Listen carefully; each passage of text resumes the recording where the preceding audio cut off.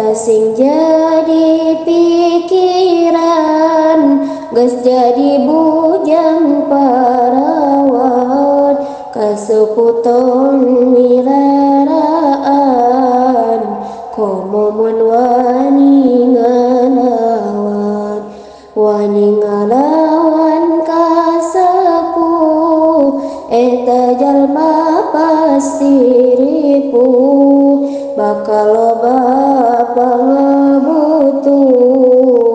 mun tobat jadi suluh nu jadi suluh neraka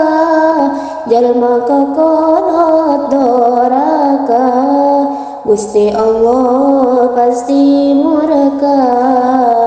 masukkan kana neraka karama kedang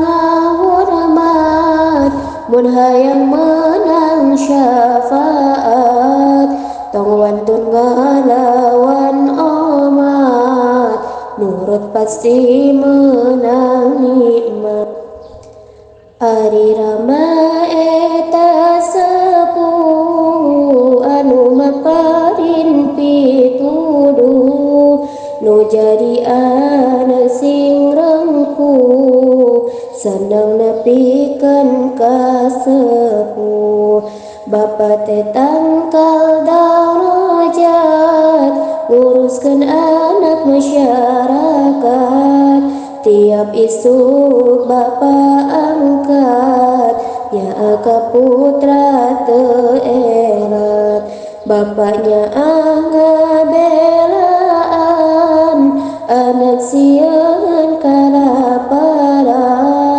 nyieun nafkah bulan-bulan saacan angkat ninggalan nyaahna bapa ka anak kuli nanggung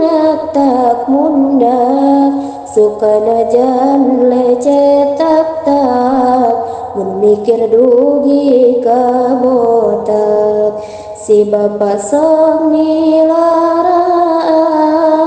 artos pikeun anak jajan keur bekal ka sekolahan bijil kesang tina badak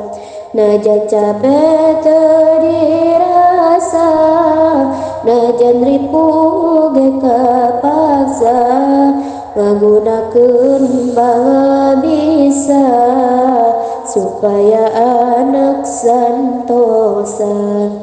usaha teu meunang embung angkat nati sruk-sruk tidung nanadaka maha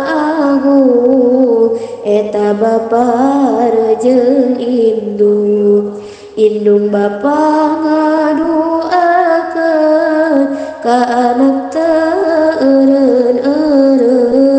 indung jeung bapa namplokeun doa jeung banda dibikeun sangkan anakna selamat di dunia jeung di akhirat ti Allah menangna rahmat ti Nabi menang syafaat